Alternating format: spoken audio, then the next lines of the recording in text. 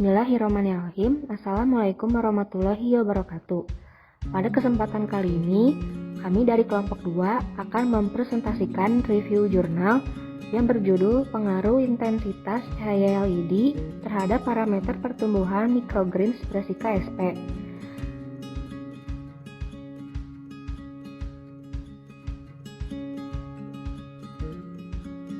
Latar belakang pada penelitian ini adalah saat ini jenis makanan yang dikonsumsi mengutamakan kandungan nutrisi yang tinggi. Maka dari itu, sekarang sudah banyak orang yang melakukan upaya untuk meningkatkan kandungan nutrisi pada sayuran. Salah satunya adalah microgreens. Microgreens ini memiliki kadar senyawa fitokimia yang lebih tinggi pada tunas awal dibandingkan dengan tumbuhan lain. Kualitas senyawa fitokimia yang baik diperlukan intensitas cahaya yang mendukung perkembangan dan nutrisi dari microgreens. Intensitas cahaya yang baik, spektrum cahaya tampak pada panjang gelombang tertentu, dan lamanya tumbuhan mendapatkan sinar cahaya dibutuhkan pada proses pertumbuhan tanaman.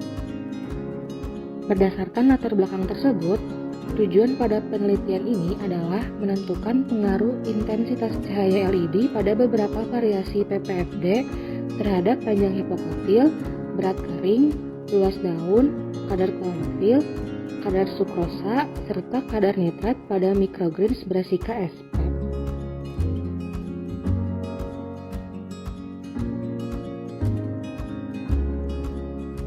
Microgreens merupakan jenis sayuran yang dapat dipanen saat muda. Microgreen berukuran kecil sekitar 1-2 inci dan dapat dipanen setelah proses perkecambahan serta munculnya daun muda sekitar 7-14 hari dari proses penanaman. Selain cepat dipanen, microgreen tidak membutuhkan lahan dan perawatan yang banyak sehingga sangat cocok untuk daerah perkotaan yang minim lahan. Microgreen mengandung berbagai vitamin dan mineral. Tanaman yang dapat biasa digunakan sebagai microgreen adalah kubis, kale, sawi, dan masih banyak lagi.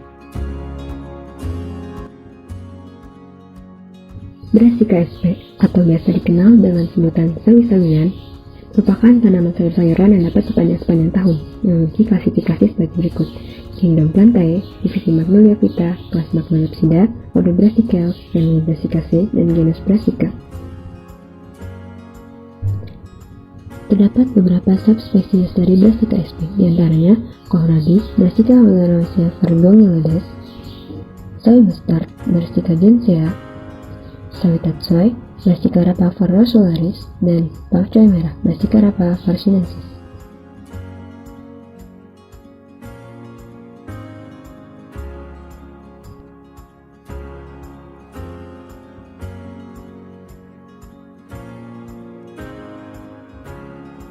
Light emitting diodes merupakan modifikasi lampu yang menyusun kembali dioda-dioda konvensional menjadi suatu rangkaian yang memungkinkan arus untuk mengalir pada suatu arah dan bukan berlawanan. Keuntungan dari penggunaan lampu LED adalah penggunaan energi yang rendah dan lebih efisien, yaitu sekitar 80% daripada lampu biasa. LED juga tahan lama, sekitar 50.000 jam, sehingga biaya perawatannya juga tergolong murah.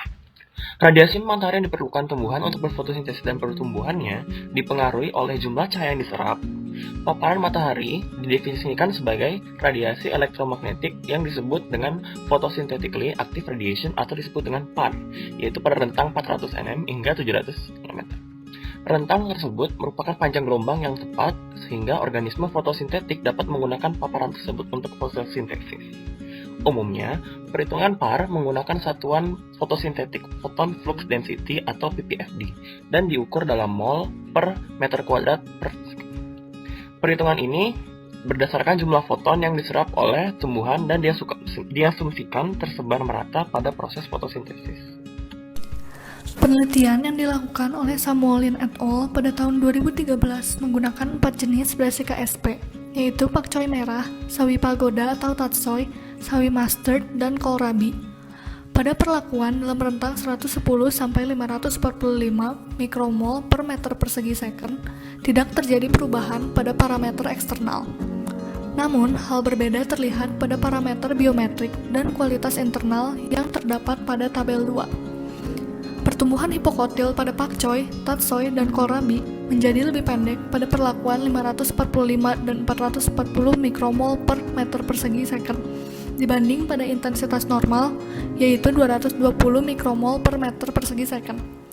Sedangkan pada intensitas paling rendah 110 mikromol per meter persegi second akan memicu pertumbuhan menjadi lebih cepat pada pakcoy dan kohlrabi. Sehingga didapatkan pertumbuhan hipokotil terhambat pada saat intensitas cahaya meningkat. Namun pertambahan berat kering dan luas daun meningkat seiring dengan peningkatan intensitas cahaya. Pada tabel 3 ditampilkan data kadar klorofil, sukrosa, dan nitrat dari masing-masing tanaman pada perlakuan yang berbeda. Pada parameter kadar klorofil dapat dilihat bahwa peningkatan intensitas cahaya akan meningkatkan kadar klorofil. Kadar klorofil tertinggi diperoleh ketika tanaman diberi perlakuan intensitas cahaya 545 mikromol per meter persegi second. Pada parameter kadar sukrosa dapat dilihat bahwa kadar sukrosa meningkat seiring dengan peningkatan intensitas cahaya. Konsentrasi sukrosa terendah terdapat pada perlakuan dengan intensitas terendah yaitu 110 mikromol per meter persegi second. Sedangkan kadar sukrosa paling tinggi didapatkan pada intensitas cahaya yang berbeda-beda tergantung jenis tanaman yang digunakan. Pada kohlrabi dan mustard, kadar sukrosa tertinggi ketika intensitas cahaya 545 mikromol per meter persegi second. Pada pakcoy, ketika intensitas cahaya 440 mikromol per meter persegi second. Dan pada tatsoi ketika intensitas cahaya 330 mikromol per meter persegi second. Pada parameter kadar nitrat dapat dilihat bahwa semakin rendah intensitas cahaya, maka akan semakin tinggi kadar nitrat yang terkandung dalam tanaman. Kadar nitrat paling tinggi diperoleh ketika tanaman diberi perlakuan intensitas cahaya yang paling rendah, yaitu 110 mikromol per meter persegi second. Penelitian yang dilakukan oleh Samuelin et al. Pada tahun 2013 menyebutkan bahwa berbagai nilai intensitas cahaya, yaitu nilai ppfd, akan menghasilkan parameter pertumbuhan yang berbeda-beda pula pada microgreen Brassica sp. Lalu bagaimanakah parameter pertumbuhan tersebut bisa turun dan juga bisa naik seiring perubahan intensitas cahaya? Menurut Salisbury dan Ross pada tahun 1991 menyebutkan bahwa klorofil berasal dari Propoplastida. Propoplastida merupakan plastida yang belum dewasa yang kemudian akan membelah menjadi kloroplas muda. Pada intensitas cahaya yang tinggi atau cahaya cukup optimal, klorofil akan meningkat karena kloroplas muda akan aktif membelah dan menghasilkan kloroplas baru yang fungsional untuk proses fotosintesis. Klorofil merupakan bahan baku fotosintesis, sehingga proses fotosintesis juga akan terus berlangsung. Hal tersebut akan meningkatkan kadar fotosintat atau hasil fotosintesis, yaitu akan terjadinya peningkatan kadar sukrosa. Sukrosa yang tinggi harus disimpan dalam tubuh tumbuhan, yaitu dalam organel bernama vakuola. Nitrat yang pada mulanya terakumulasi di vakuola akan tergantikan oleh sukrosa, sehingga hasil yang didapatkan adalah konsentrasi nitrat akan tereduksi atau berkurang. Selain itu, parameter pertumbuhan lain seperti berat kering serta luas daun akan meningkat pula. Lalu, bagaimanakah jika paparan intensitas cahaya yang diterima microgreen tersebut rendah? Jika intensitas cahayanya rendah, maka klorofil muda sulit membelah. Hal inilah yang menyebabkan daun berwarna pucat karena kadar klorofil rendah.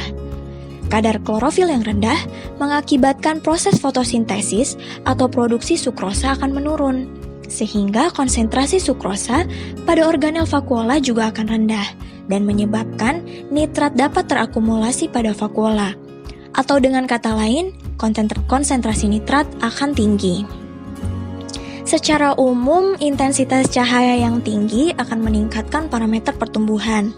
Namun, peningkatan parameter tersebut akan sampai pada batas tertentu. Kemudian, jika intensitas dinaikkan lagi, justru akan menurunkan nilai dari parameter yang diuji.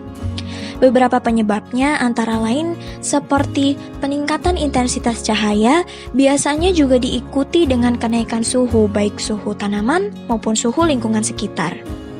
Putri et al. Pada tahun 2012 telah melakukan penelitian dengan hasil bahwa peningkatan intensitas cahaya dan peningkatan paparan suhu menyebabkan daun membentuk peopitin.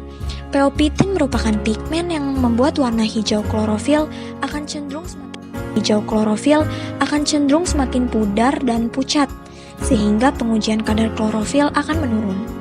Dengan menurunkan kadar klorofil, laju fotosintesis juga akan menurun, sehingga fotosintat juga akan menurun. Dalam hal ini, fotosintat seperti kadar sukrosa juga akan menurun. Kesimpulan yang kami dapat pada penelitian ini adalah intensitas optimal untuk parameter pertumbuhan microgreens Brassica sp yang telah diuji berada pada kisaran 330 sampai 440 mikromol per meter kuadrat second ppfd. Saat intensitas cahaya tinggi, pertumbuhan hipokotil terhambat, berat kering meningkat, luas daun meningkat, kadar klorofil meningkat, kandungan sukrosa meningkat, dan mereduksi kadar nitrat. Namun, peningkatan intensitas cahaya yang terlalu tinggi hingga melebihi batas wajar juga dapat melampaui batas peningkatan parameter microgreens Brassica sp yang menyebabkan pertumbuhan menjadi kurang optimal. Sekian presentasi review jurnal kelompok kami. Terima kasih. Wassalamualaikum warahmatullahi wabarakatuh.